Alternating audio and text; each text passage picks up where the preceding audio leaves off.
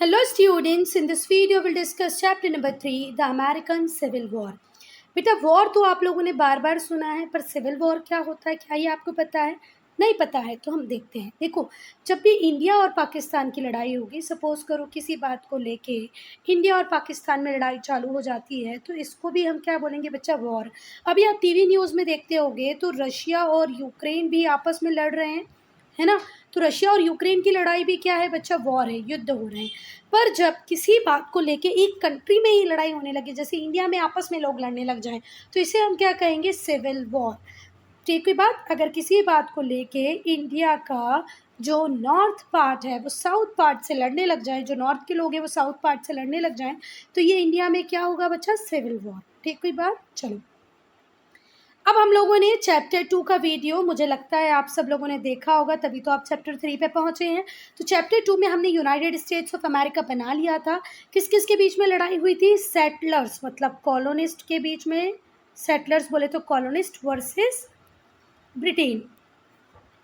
Settlers जो colony में रहने वाले लोग थे और जो ब्रिटेन था, इन लोगों ने आपस में लड़ाई की और फिर यूनाइटेड स्टेट्स ऑफ अमेरिका बन गया। तो जो अमेरिकन वॉर ऑफ इंडिपेंडेंस था, इसमें जीते सेटलर्स और क्या बन गया? United States of America. पर इनके जीतने के बाद, एक independent United States of America बनने के बाद बचा, सिर्फ 85 ईयर्स बाद ही, मात्र 85 साल बाद ही, एक बहुत भयंकर सिविल वॉर होता है। कहाँ पर? अमेरिका में। कब से कब तक? 1861 से 1865 तक। 1861 से 1865 तक सिविल वॉर होता है। कहाँ पर? अमेरिका में। that threatened the unity and integrity of the nation। और ये जो यूनाइटेड नेशंस ऑफ अमेरिका बना था, इसकी यूनिटी को, इसकी इंटेग्रिटी को बहुत बड़ा थ्रेट मिला इस सिविल वॉर से। अब हम बैकग्राउंड देखेंगे। अमेरिका 1776 के बाद ब्रॉडली 2 हाफ्स में डिवाइड हो गया। एक थे नदर्न स्टेट्स और दूसरे थे सदर्न स्टेट्स। मतलब 1776 में जैसे यूएसए बना, और यूएसए बनने के बाद अमेरिका जो था वो 2 पार्ट में डिवाइड हो गया। एक था नदर्न स्टेट्स और दूसरे थे सदर्न स्टेट्स। ठीक है बात? तो जो नॉर्थ था वो 19th सेंचुरी में एक्सपीरियंस कर रहा था industrial sport with large number of textile factories, manufacturing industries. जो नॉर्थ वाला पार्ट था वहाँ पर बच्चा बहुत बड़ी बड़ी इंडस्ट्रीज आ रही थी, टेक्सटाइल इंडस्ट्री आ रही थी, मैन्युफैक्चरिंग इंडस्ट्री आ रही थी। मतलब हर जगह पूरे लैंडस्केप में आपको क्या दिखेगी? इंडस्ट्रियल ग्रोथ दिख रही थी। कहाँ पर? अमेरिका के नॉर्थ पार्ट में। कब? 19th सेंचुरी में, है ना? पर जो साउथ था, साउथ में बहुत ज़्यादा इंडस्ट्रियलाइजेशन नहीं हो रहा था। साउथ में लोगों की जो हैवी इंडिपेंडेंस थी वो थी एग्रीकल्चर पे। मतलब वहाँ के लोग खेती किसानी कर रहे थे, बड़े बड़े प्लांटेशन थे। मतलब जहाँ नॉर्थ इंडस्ट्रियली डेवलप हो रहा था, वहाँ पर साउथ प्लांटेशन और एग्रीकल्चर पे डिपेंड था। और वो प्लांटेशन या वो एग्रीकल्चर किस किस का करते थे बच्चा? कौन कौन सी फसलें उगाते थे? सारी कैश क्रॉप ही थी। Cotton, sugar cane, tobacco. क्या क्या उगा रहे थे वो? कॉटन उगा रहे थे, कॉटन क्लॉथ बनाने के लिए। शुगर कैन से शुगर बना रहे थे। टबैको, ये मेन क्रॉप थी जो साउथ में ग्रो होती थी। तो बच्चा एक बहुत बेसिक सा डिफरेंस आपको नॉर्थ और साउथ में पता चल गया होगा कि नॉर्थ के लोग ज़्यादा डेवलपमेंट की तरफ आगे जाएंगे क्योंकि वहाँ पर इंडस्ट्री वगैरह आ रही है, और साउथ में लोग थोड़ा सा पिछड़ जाएंगे। क्यों? क्योंकि यहाँ पर अभी भी एग्रीकल्चर पे हैवी इंडिपेंडेंस है, प्लांटेशन हो रहे हैं। कौन कौन सी क्रॉप ही ग्रो करते हैं बच्चा? Cotton, sugar cane, tobacco. This was because the climate. ऐसा क्यों हो रहा था? ये सारी चीज़ें क्यों ग्रो हो रही थी? क्योंकि क्लाइमेट सुटेबल था। तो अमेरिका का जो क्लाइमेट था बच्चा बहुत सुटेबल था इन कैश क्रॉप को ग्रो करने के लिए। कौन कौन सी कैश क्रॉप ग्रो हो रही हैं? एक तो शुगर केन हो रहा है ना? क्या क्या हो रहा है? शुगर केन हो रहा है, कॉटन ग्रो हो रहा है और टोबैको ग्रो हो रहा है। तो इन सब के लिए क्लाइमेट सुटेबल था, इसलिए यहाँ पर इन सबको ग्रो किया जाता था। Work on this labour intensive plantation was done entirely by slaves. और पूरा के पूरा जो काम होता था इन प्लांटेशंस में, उनको करने वाले कौन होते थे बच्चा? स्लेव्स। स्लेव्स बोले तो गुलाम। आई बात समझ में? मतलब अगर साउथ जो है वो प्लांटेशन का काम कर रहा है, तो वो प्लांटेशन का काम किससे करवा रहे थे? स्लेव्स। स्लेव्स बोले तो गुलाम, जिनको खरीद के वन टाइम पेमेंट दे के ले आया जाता था। बाद में उनकी सुख सुविधाओं का कोई ध्यान नहीं रखा जाता था। बेचारे स्लेव्स किसकी तरह होते थे? मशीन्स की तरह काम करते थे। तो ये जो प्लांटेशंस थे, इनमें जो काम होता था वो कौन करते थे? स्लेव्स। जो अफ्रीका से लाए जाते थे। ये स्लेव्स कहाँ से लाए जाते थे? अफ्रीका। ध्यान से सुनो, अमेरिका में, साउथ अमेरिका में जितना भी प्लांटेशन का काम हो रहा था, देखो जितनी भी कैश क्रॉप है सारी लेबर इंटेंसिव है, लेबर इंटेंसिव प्लांटेशन है। अब लेबर इंटेंसिव प्लांटेशन है तो इसके लिए वर्कर्स कहाँ से आएंगे? तो वर्कर्स कहाँ से आ रहे थे? अफ्रीका से। और वो वर्कर्स नहीं थे, वो स्लेव थे, गुलाम। वर्कर को तो आपको फिर भी रोज सैलरी, कई बार मंथली सैलरी, वीकली सैलरी देना पड़ता है, पर ये गुलाम है जिन्हें एक बार खरीद के ले आया जाता था, फिर उनको सब्जेक्ट माना जाता था बच्चा। उनको कोई ह्यूमन बीइंग की तरह ट्रीट थोड़ी किया जाता था, उनको क्या मान लिया जाता था कि ये तो सब्जेक्ट है। अब हम कॉजेज देखेंगे, बैकग्राउंड हमने समझ लिया।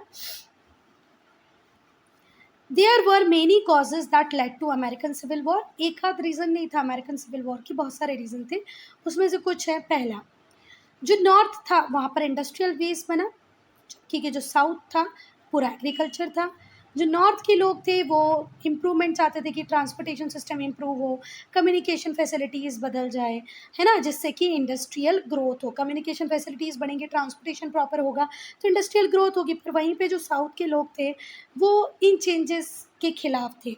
उनका मानना था कि इससे सॉइल की फर्टिलिटी एडवर्सली इफेक्ट होगी। अगर आप ट्रांसपोर्टेशन के को ज़्यादा बढ़ावा दोगे, कम्युनिकेशन नेटवर्क को ज़्यादा बढ़ावा दोगे, तो कहीं ना कहीं इससे सॉइल की फर्टिलिटी एडवर्सली इफेक्ट होगी, इसलिए हमें इसकी कोई ज़रूरत नहीं है, जैसा चल रहा है वैसे चलने दो। अब जो नॉर्थ के लोग थे, जो नॉर्थ और जो साउथ थे, उनके क्लैशेस होते थे over the question of tariff. Tariff मतलब होता है टैक्स, है ना। टैक्स को लेकर भी आपस में इन लोगों में क्या हुआ करती थी? लड़ाई। जो नॉर्थ के जो स्टेट्स थे, अब देखो जरा ध्यान से समझना, नॉर्थ में क्या लग गई थी? बड़ी बड़ी इंडस्ट्रीज़ लग गई थी, मतलब वो अपना गुड खुद बना रहे थे। तो अगर अपने गुड के लिए मार्केट क्रिएट करना है आपको आपकी कंट्री में, तो आपको इम्पोर्टेड गुड्स के ऊपर कोई टैक्स लगाना पड़ेगा, टैरिफ लगाना पड़ेगा। नहीं तो अगर इम्पोर्टेड गुड भी आपकी कंट्री में सस्ते दामों पे मिलेंगे तो कोई आपका गुड खरीदेगा क्या? नहीं खरीदेगा, वो फॉरेन गुड्स ही खरीदेंगे। तो इसके लिए जो नॉर्थ के लोग थे, जहाँ पर इंडस्ट्री ज़्यादा थी, वो चाहते थे बेटा कि टैरिफ लगा दिए जाएँ। जितने भी इम्पोर्टेड गुड्स हैं उनको टैरिफ लगा दो, उनको थोड़ा एक्सपेंसिव बना दो। मतलब सपोज़ करो इंग्लैंड से कोई गुड अगर यूएसए में आ रहा है तो उसके ऊपर टैरिफ लगा के इसको क्या कर दो? महंगा कर दो, एक्सपेंसिव कर दो, जिससे जो नॉर्थ यूएसए में बनी हुई चीज़ें हैं, लोग लोकल चीज़ों को खरीदें क्योंकि वो सस्ती रहें as compared to imported goods, है ना। ऐसा कौन चाहते थे? नॉर्थ के लोग। पर साउथ के लोग ऐसा नहीं चाहते थे, क्योंकि साउथ के लोग बहुत सारी चीज़ों को इम्पोर्ट करते थे। अगर इम्पोर्ट पे टैरिफ लगा दिया जाएगा तो उनके लिए वो चीज़ें महंगी हो जाएगी। तो क्या बात समझ में आ रही है? क्योंकि साउथ में देखो इंडस्ट्रीज़ वगैरह थी नहीं बहुत ज़्यादा, तो उनको एग्रीकल्चर इक्विपमेंट्स या बहुत सारी एग्रीकल्चर में ऐसी चीज़ें चाहिए रहती थी जो वो बाहर से मंगवाते थे। अब अगर उनके ऊपर टैक्स लग गया तो वो उनके लिए महंगी हो जाएंगी, तो फाइनली उनके प्रॉफिट्स कम हो जाएंगे। तो ये भी एक लड़ाई चल रही थी नॉर्थ और साउथ के बीच में। चलो अब पढ़ते हैं बुक में क्या लिखा है। तो जो नॉर्थ के लोग थे वो प्रोटेक्टिव टैरिफ चाहते थे, जिससे फॉरेन गुड एक्सपेंसिव हो जाए लोकली मैन्युफैक्चर्ड गुड से, जिससे कि जो डिमांड है वो लोकली मैन्युफैक्चर्ड गुड की बढ़ जाए। पर साउथ के जो लोग थे दूसरी तरफ वो ये फील करते थे कि ये जो टैरिफ है ये अनफेयर है, इससे सदर्न स्टेट्स की इकॉनमी डिस्टर्ब होगी। क्यों? क्योंकि जो सदर्न स्टेट्स हैं वो वाइड वैरायटी ऑफ गुड्स को इम्पोर्ट करते हैं, किससे? फॉरेन मार्केट से, है ना, as compared to their counterpart northern part. जो नदर्न इनका जो काउंटर पार्ट था वो इतने गुड्स इम्पोर्ट नहीं करता था जितने सदर्न स्टेट्स करते थे। तो इन दोनों में इस बात को लेके भी कंट्रोवर्सी थी, एक झगड़ा था। नॉर्थ बोल रहा है टैक्स लगाओ, साउथ बोल रहा है टैक्स मत लगाओ। चलो चलो आगे देखते हैं क्या होता है।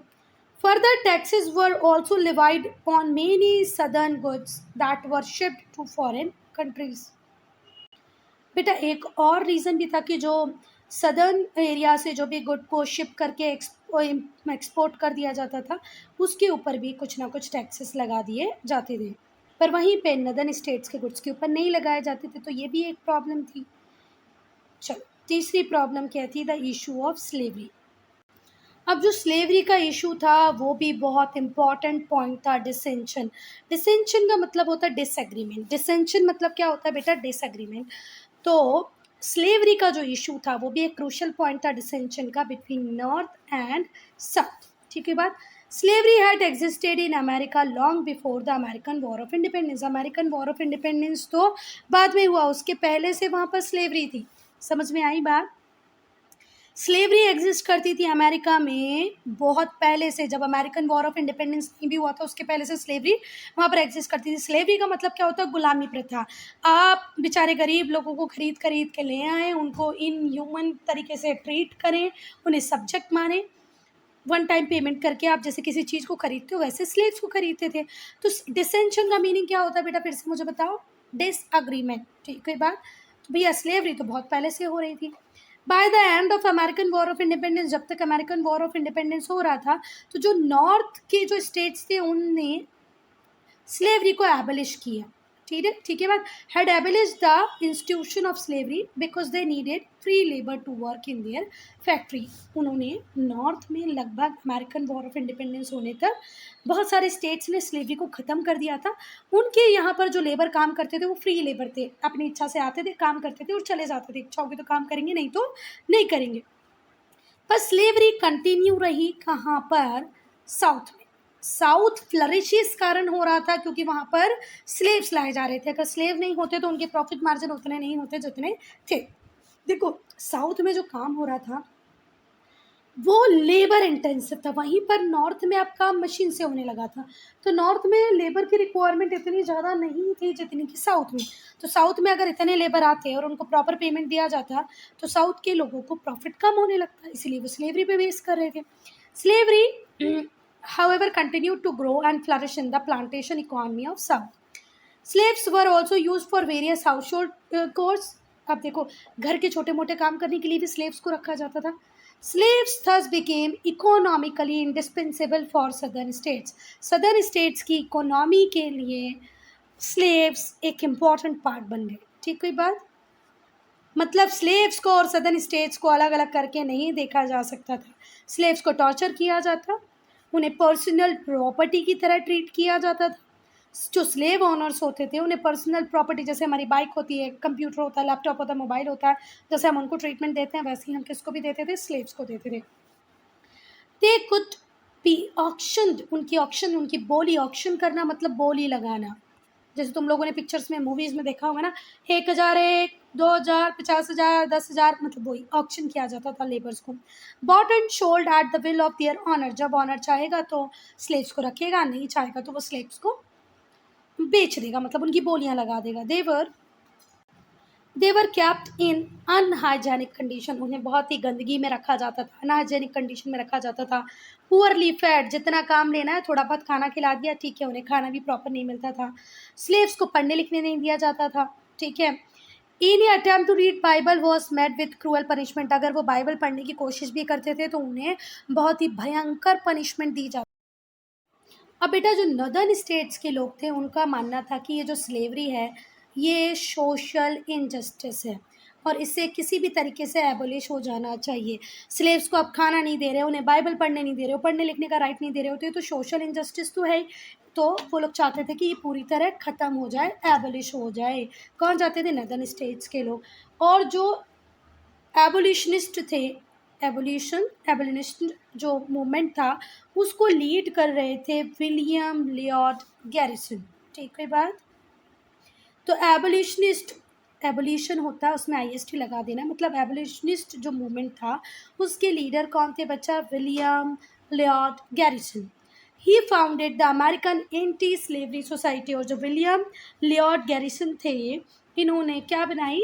अमेरिकन एंटी स्लेवरी सोसाइटी बना दी। बेटा जैसे जैसे नेशन बढ़ता गया, मतलब यूएसए का साइज़ बढ़ता गया, बहुत सारे अमेरिकन्स माइग्रेट करके वेस्टवर्ड चले गए।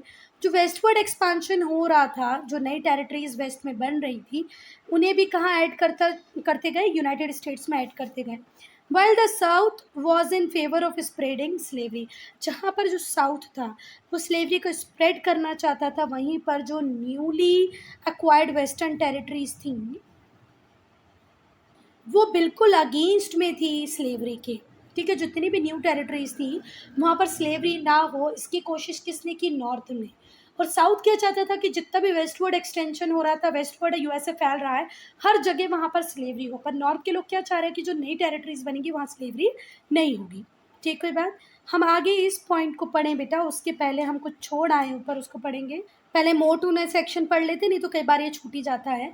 स्लेवरी तो यूएसए में एबलिश हो गई, पर जो अफ्रीकन अमेरिकन है, मतलब वो अफ्रीका के लोग जो बहुत टाइम पहले या जिनके पेरेंट्स बहुत टाइम पहले अमेरिका पहुंच गए थे, उन्हें आज भी सेकेंड रेट सिटीजन का ही दर्जा दिया जाता है। बहुत सारे जो सदर्न स्टेट्स हैं वहाँ पर अफ्रो अमेरिकन्स हैं जिन्हें वोटिंग नहीं दी जाती, उन्हें अलाउ नहीं किया जाता कि वो अपने बच्चों को उन्हीं स्कूल में भेज सकें जहाँ पर वाइट के बच्चे पढ़ रहे हैं। बस की जो सीट्स होती हैं वो वाइट्स के लिए रिजर्व होती हैं। ये जो सिस्टम है सेग्रीगेशन का, ब्लैक्स का को अलग रखने का, अभी भी बेटा 3 से 4 साल पहले एक मूवमेंट स्टार्ट हुआ था। आप यूट्यूब पे उसके वीडियोस देख सकते हो। I can't breath, I can't breath या I can't breathe, I can't breathe, I can't breath, देख लेना, सांस लेना, I can't breathe, I can't breath, वो वाला। तो आप लोग जब यूट्यूब पे देखोगे तो आपको मिल जाएगा, तब आप उसमें देखोगे बेटा कि कैसे आज तक बैड ट्रीटमेंट किया जाता है अफ्रो अमेरिकन्स के साथ। As the Afro Americans were called and whites on the basis of their skin colour is known as apartheid.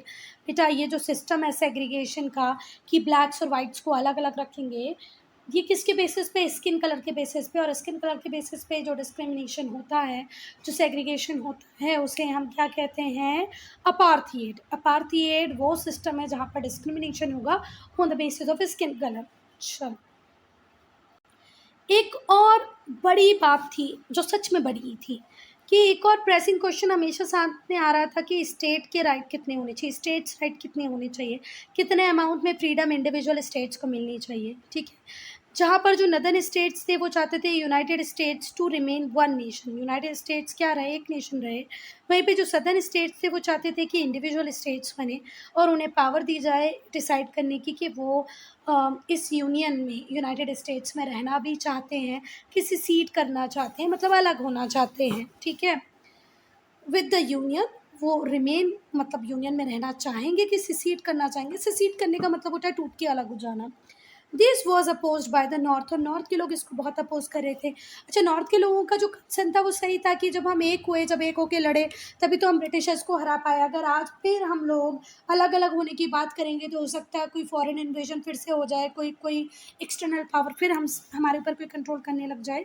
तो इस पॉइंट को फिर से समझो बेटा। एक और प्रेसिंग इशू था कि स्टेट्स के राइट कितने हों और कितना फ्रीडम इंडिविजुअल स्टेट्स को मिले। जैसे हमारे इंडिया की बात करें तो सेंट्रल गवर्नमेंट जो है उसके पास कितने राइट रहे हैं और स्टेट गवर्नमेंट को कितने राइट दे दिए जाए। अगर आज का एक कल हमें से कोई केरला और कर्नाटका बोले कि हम अलग होना चाहते हैं, तो क्या हम लोग उसको अलाउ करेंगे? नहीं करेंगे ना। ऐसा ही यहाँ पर हो रहा था। जो नदर्न स्टेट्स थे वो चाहते थे कि यूनाइटेड स्टेट्स एक वन नेशन रहे, वहीं पे जो सदर्न स्टेट्स थे वो चाहते थे कि इंडिविजुअल स्टेट्स के पास पूरी पावर हो कि वो डिसाइड कर पाएँ कि वो रिमेन ये रहना चाहते हैं यूनियन के साथ या सिसीड होना चाहते हैं, अलग होना चाहते हैं। पर जो नॉर्दर्न स्टेट्स थे वो इसको अपोज कर रहे थे कि भाई ऐसा कोई राइट आपको नहीं। अगर कोई लिटरेरी इम्पीटस चाहिए हमें अमेरिकन सिविल वॉर का, तो आप सबको पढ़ना चाहिए एक नावल जिसका नाम है अंकल टॉम्स कैबिन। ये कब लिखा गया बच्चा? 1852 में लिखा गया।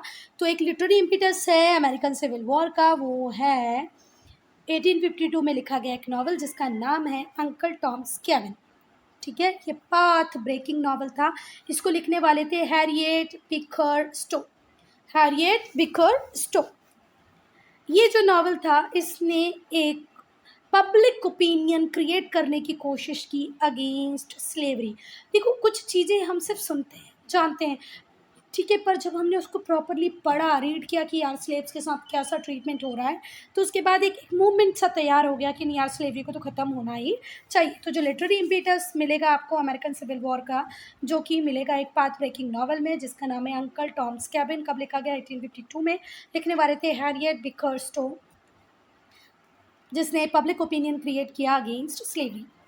The gulf between the northern and the southern states widened. ये जो खाई बन गई थी नर्दर्न स्टेट और सदर्न स्टेट्स को लेके, भले वो टैक्सेस को लेके हो, टैरिफ को लेके हो, स्लेवरी को अवॉइड करने को लेके हो, पावर देने को लेके हो, ये टाइम बीइंग वाइड होती गई और बढ़ती गई, बढ़ती गई, बढ़ती गई। जब Abraham Lincoln who was known for his anti slavery view. Abraham Lincoln को हम जानते हैं बच्चा उनके एंटी स्लेवरी व्यूज़ के कारण उन्हें president was elected as a president in 1861। कब प्रेसिडेंट बने वो? 1861 में। अब्राहम लिंकन अमेरिका के प्रेसिडेंट बने 1861 में। 11 सदर्न स्टेट सिसीडेड, और इस टाइम में 11 साउथ के स्टेट सिसीड हो गए, टूट के अलग हो गए। किससे टूट के अलग हो गए? यूनियन से। यूनाइटेड स्टेट्स ऑफ अमेरिका से 11 स्टेट अलग हो गए। ये कौन कौन से स्टेट थे?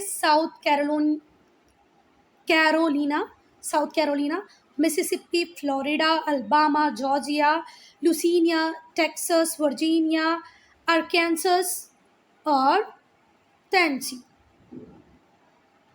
आर्कांसस, टेनेसी, नॉर्थ कैरोलिना। ठीक है बात। कौन कौन से 11 स्टेट अलग हो गए बच्चा? South Carolina, Mississippi, Florida, Alabama, Georgia, Louisiana, Texas, Virginia, Arkansas, Tennessee और नॉर्थ कैरोलिना, ये सब अलग हो गए। They established a new nation, इन लोगों ने अपना एक नया नेशन बना लिया जिसे कहा कन्फेडरेट स्टेट्स ऑफ अमेरिका। क्या नाम दे दिया इन्होंने अपने नए स्टेट को? ये जो 11 स्टेट थे ये टूटे और टूटकर इन्होंने एक नया इस नेशन एस्टेब्लिश कर लिया जिसका नाम था Confederate States of America. Jefferson Davis was chosen as the president, और जेफरसन डेविस क्या बन गए? प्रेसिडेंट बन गए। कहाँ के? कन्फेडरेट स्टेट्स ऑफ अमेरिका के। अब हम बिगिनिंग देखेंगे कि सिविल वॉर कैसे बिगिन होता है। बच्चा जो सेसेशन हुआ था 11 सदर्न स्टेट्स का, ये यूनियन के लिए बिल्कुल ही अनएक्सेप्टेबल था। यूनियन इस बात को एक्सेप्ट ही नहीं कर पा रहा था कि यूनाइटेड स्टेट्स ऑफ अमेरिका टूट जाएगा, सदर्न स्टेट्स अलग चले जाएंगे। तो जो अब्राहम लिंकन थे उन्होंने डिसाइड किया कि वो सिसीडेड स्टेट्स, जो टूट के अलग गए स्टेट्स हैं, उन्हें वापस यूनियन में मिलाएंगे।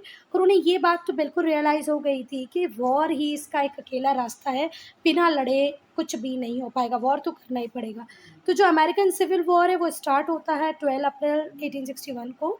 जो फोर्सेस होती है नॉर्थ की वो क्लैश करती हैं कन्फेडरेट आर्मी के साथ, नॉर्थ वर्सेस साउथ हो जाता है। बहुत सारे बैटल्स होते हैं जो डिफरेंट डिफरेंट प्लेसेस में होते हैं, कहाँ पर? साउथ में। और फॉर्च्यून भी फ्लक्चुएट करता रहता है, कभी नॉर्थ जीतता है तो कभी साउथ जीतता है, with neither side being able to dominate the other completely. एक साइड दूसरी साइड को कम्प्लीटली डोमिनेट नहीं कर पाई। फर्स्ट एक बार जब क्लैश हुआ तो नॉर्थ जीता, तो दूसरी बार क्लैश में साउथ जीता, फिर नॉर्थ जीता, फिर साउथ जीता, मतलब ऐसे ही चलता रहा। ये मैं एग्जाम्पल दे रही हूँ, हो सकता है पहले 2 बार साउथ जीता हो फिर नॉर्थ जीता हो, पर कोई भी कम्प्लीटली किसी को सप्रेस नहीं कर पाया।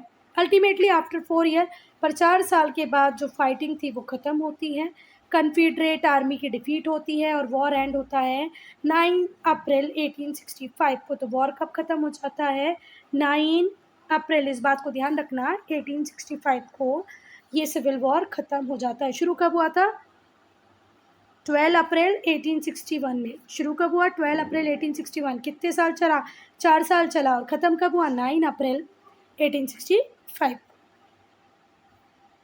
ये डिफीट कैसे पूरी मानी जाती है? जब कन्फेडरेट जनरल जो होते हैं रॉबर्ट ली साउथ के, वो सरेंडर कर देते हैं यूनियन जनरल के सामने जो होते हैं उल्सिस ग्रैंट।